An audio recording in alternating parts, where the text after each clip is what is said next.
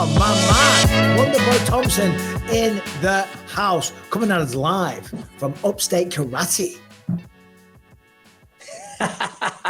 We are at upstate karate, man. Yeah. I can hear all the kids outside in the dojo just running around right now. So just got through with my after school pickup, just got off the bus, and now I'm here chatting with you, brother. It's amazing. I love that. I do. And I'm kind of jealous. Like, you've built it's just beautiful to see the martial arts community that you've built, and your agent, Matt, just messaged me, says, he's just picking up some kids on the bus. He'll be with you in just a second. I'm like, you're the most wholesome dude on the planet. Brian, our producer, he said, yeah, don't worry. I've emailed Wonderboy and I said to him, try and refrain from any bad profanity. I'm like, we haven't got to worry with Wonderboy. Come on. I got you guys, man. I got you. Yeah, man, this is what I love to do, man. Like I said, fighting is just a bonus for me. This is my jam. My dad's been running this business in Simpsonville for 41 years, and I'm just glad to be a part. Well, and so are we. We're glad you have been a part of the UFC, man. But you have got a fight coming up soon. Joaquin Buckley. Yes. When is the fight? Tell me that. Yes. But also, I'm excited for this one, buddy, because talk about an on-paper explosive matchup. 100%, man. Joaquin Buckley, taking it back to International Fight Week, the entire week he's been on me, dude, let's make this fight happen. Let's make it happen. I'm like, all right, man, my people will get with your people. We'll make this thing happen. And we signed this thing, right after International Fight Week, to be honest with you. So we've signed it for a while now, but I'm glad this is happening. He's kind of like a Kevin Holland. He's kind of like the guy who's not afraid to come at you, and he'll bring the fight to you, which makes it even that much more exciting. So, obviously, going back, looking at his fights, I think he's on a 3-fight winning streak at 170. But he's putting in work, man. And I'm all about giving these up and coming studs a chance to work their way up the rankings. I don't have a problem with that. But yeah, he's got to be facing me October 5th, and not just me, but the best Stephen Wonderboy Thompson he could face. So it's going to be fun. It's going to be fireworks for sure. Let's go. How old are you now, Stephen? About 38? I'm 41. Oh, dude, I was way off. 41. What are you doing? You got no business being in an octagon.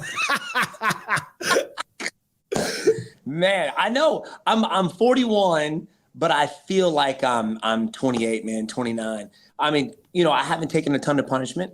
I've had a few injuries years ago that kind of put me on the sidelines with my knee, but I'm still rehabbing it, man. I'm training every day. I'm just a lifelong martial artist. And my goal now, obviously the title is always there. Everybody wants the title. But for me, at this point in my career, it's about how much better can I make myself, right? And I think with the knowledge of that, it keeps me humble. It keeps me hungry. And I think with that mindset, success will be there. Yeah. And because of everything, the way you live your life and what you've got set up there with the karate schools and stuff, it's not like fighting is your only thing. You need to do that. You've got to show up for the payday. You're doing this because you love it truly, right? 100%, man. I love to compete. I've been doing this my whole life. And it's just not the same if I don't have somebody to prepare for. If I don't have a face to, to prepare for it, that will help me get ready for battle. Obviously, even when I don't have a fight coming up, I'm still competitive, especially with my team here, because I'm always helping those guys get ready. But it's just something different when you have a face and you have a name. And I think you know what I'm talking about. It's hard to really get out there and put in the work when you don't have that. Obviously, that's where the discipline and the perseverance comes in. But man, I feel like going against these guys is my test. Am I putting in the work in the gym? And my test is competing against the best out there just to keep me at the top of my game. And I feel like I can do this for years to come. But, obviously that's not practical. I keep obviously my dad, my coach, who knows me better than I know myself at this point. When he says I'm done, I'm done. Well, not only do you have a face, you have a face that has a mouth. And it's a big mouth. Joaquin Buckley's not backwards in coming forward. I saw you just praising him on Twitter, saying what a fan he was. Wasn't he talking a bit of crap though? No, to be honest with you, there was a little bit of trash talk after International Fight Week. And to be honest with you, I don't know if he was just trying to hype the fight up, but he was talking about, I was sitting there at International Fight Week. Me and my brother was at the pool, and I was with Chris Weidman's wife. He was doing something, and the kids, with their family. We were just chit-chatting, and Joaquin Buckley comes up, and I wasn't sure if he wanted me to apologize to him or if he was trying to apologize to me. Something about a fan saying something, and I'm just I didn't understand what he was talking about. I was like, wait, what? And I was just like, man, don't worry about it. I was just kind of hey, it's all good, man. And I guess he thought I was making fun of him. So he came after me a little bit on Twitter. You know what I mean? I'm like, what the heck? I have no idea what you're talking about. I had to actually stop and think about it. Yeah, but never mind on Twitter. You're at the pool, you're with children, and he's coming over and making a scene. Well, I don't think it was a scene, but he looked a little confused, and he looked like he wanted me to apologize to him. And I'm like, man, I don't know what's going on right now. What's happening? But he ended up going to get a workout in. But I guess something didn't sit right with him. I guess he thought we were making fun of him or something. But anyway. Well. These young bucks, so emotional. These young bucks, man. Yeah, no. You got to teach him the error of his ways. I got to. Yeah, exactly. Put him in his place. Let him know these old dogs. We can still get it done. Yes, sir. One of your recent opponents was Belal Muhammad. Unbelievable what he's done now, being champion of the world. I was just talking to Gilbert Burns, of course, mainstay of the welterweight division, perennial contender, and just talking about Belal Muhammad and his path going forward. What do you see in the future for Belal? Man, the guy's put in so much work, man. I mean, he's, I think, almost a 10-fight win streak before he even got the chance to get the title. He's beat me. He's beat a lot of other guys. I'm happy for the guy. I'm glad that he's champion. He worked really hard for it. The fight, I was sitting there breaking down the fight with Chase Hooper and Jens Pulver on the Twitch. We went live for that, and it was unbelievable. For one, to be able to beat somebody like Leon Edwards, who went 10 rounds almost 10 rounds with Kamaru Usman, right? Yeah. Who beat Colby Covington. And in my eyes, it didn't look like the Leon of old. I mean, I know he was in shape for the fight. I know it was late, but at the same time, I've never seen a cardio or a gas tank on anybody like I did Belal Muhammad that night.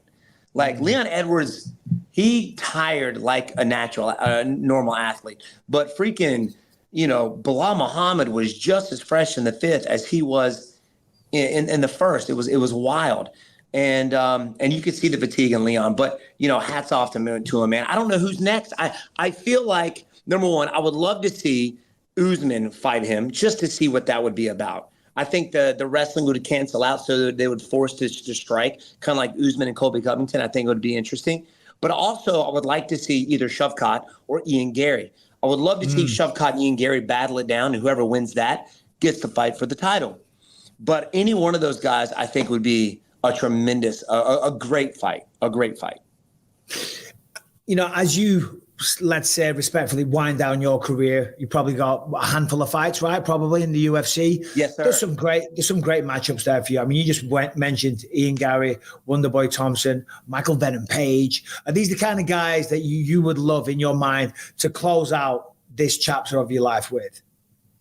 I think it would be great, especially Ian Gary. But at this point in time, I kind of see where he's at. He's just looking for the gold. I don't think he would want to even give me a chance. I'm ranked number 9. He's close to the title. I think he's looking for that next. And MVP, I think it would be. I think the fans would love that fight. What a matchup that would be, Stephen. I mean, come on. The pair of you with the hands down doing this, boxing coaches all over the world are going to be losing their mind. That's the thing. I think it would just be that, just moving around, staring at each other the whole time.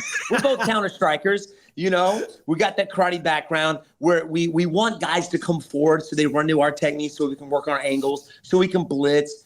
But when you have another counter striker on the other side of the octagon with you, it could be definitely it could possibly be one of the most boring fights ever.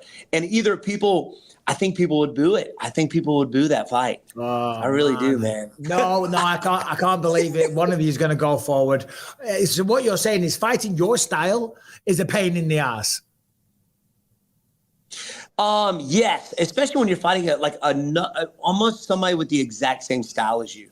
I mean, I have a lot of respect for MVP and what he's done and things, and we're good buds, and we come from a family of martial artists as well. But when we have the same fighting style, we want somebody to come forward, right? We want those guys to come forward, and that's kind of what makes our style like the best. And a lot of times we use our distance to try to draw that out of somebody. But when you have somebody doing the exact opposite across the cage from you, it would almost be like the second Tyron Woodley fight when we both experienced each other and we were both just waiting on somebody to do something, and it was a very boring fight. I could definitely see it going that route, man. And I know he's mentioned that too, which I kind of agree. I mean, what made the Ian Gary fight so special and exciting was Ian Gary he came forward. You know, he wanted to come forward. He wanted to get close, which, you know, can play into MVP's hands. But obviously, Ian Gary got the best of him that night. I would love to have that fight with Ian Gary for sure. But I think he's just going to go for the title, man. But I don't mind fighting these young bucks, man, like Joaquin Buckley and Kevin Hollins and all these guys. It's fun. It's fun to still test myself against these guys coming up. And they are fun guys as well. Buckley and Kevin Holland, they are fun characters. Kickboxing, for the longest time, it was kind of overlooked, if you will. People are, you got to be a wrestler. You got to be good at jiu-jitsu and all the rest of it. You know, you've been kickboxing and doing karate your entire life. We've got people like Alex Pereira now who's just doing unbelievable things. I think now people are starting to finally give it, you know, the respect that it's due as the art, because I think for the longest time, people were it was all grappling focused, you know. Every fight starts on the feet, but we're going to try and take him down. You know, are you happy that you're seeing more and more strikers now having success? Oh yeah, man, it's almost gone like a full circle, right? I started in an era with, you know, you had the Anderson Silvas, and you had, you know, basically specialists that were in the game. And I still we both kind of come from that era. You were more of a very well-rounded fighter, but I was kind of geared more towards just the striking era.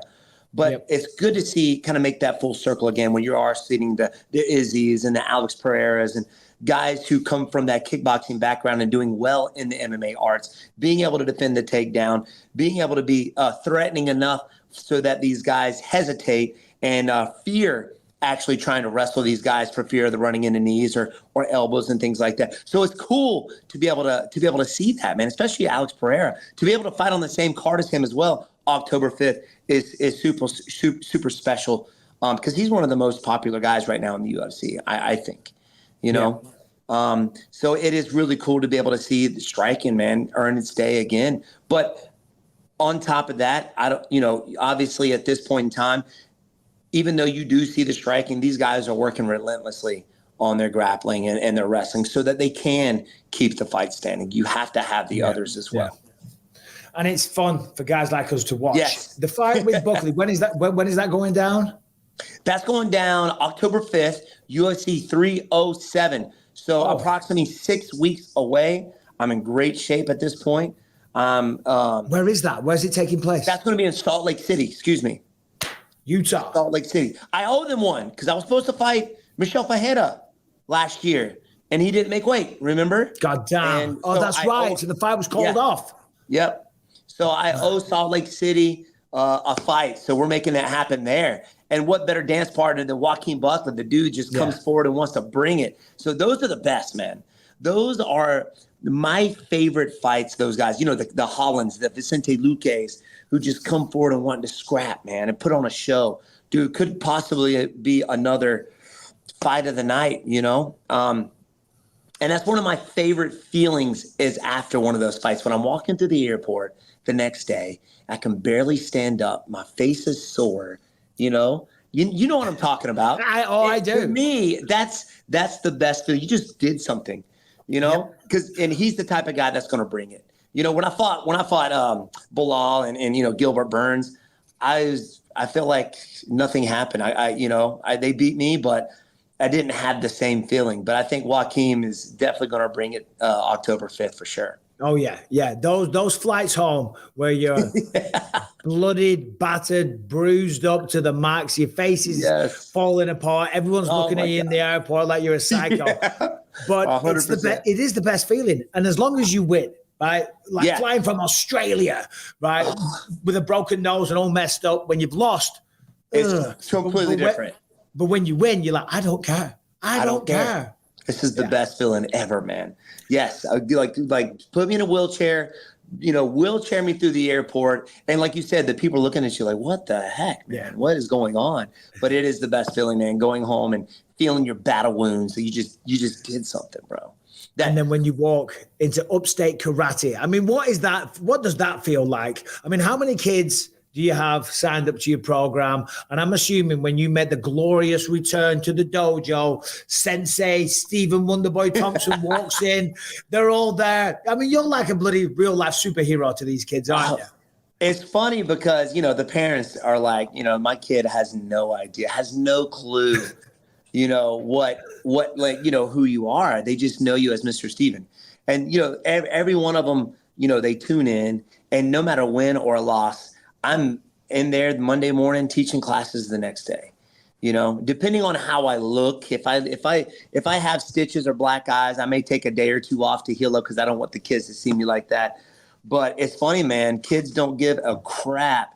If you win, awesome. If you lose, they're like, you know, Mr. Stephen, I saw you get knocked out this past Saturday. You know, it's like, man, come on, kid. You know, give me a break. Come on. Yeah, I love it, man. I love it. Keep your hands up, Mr. Stephen. You tell me to keep my hands up. You got to keep your hands up. They keep you honest. Alive. No, that's amazing. It really is, honestly. When I hear you talk like that, it warms my heart. And as I said before, I'm kind of jealous, man.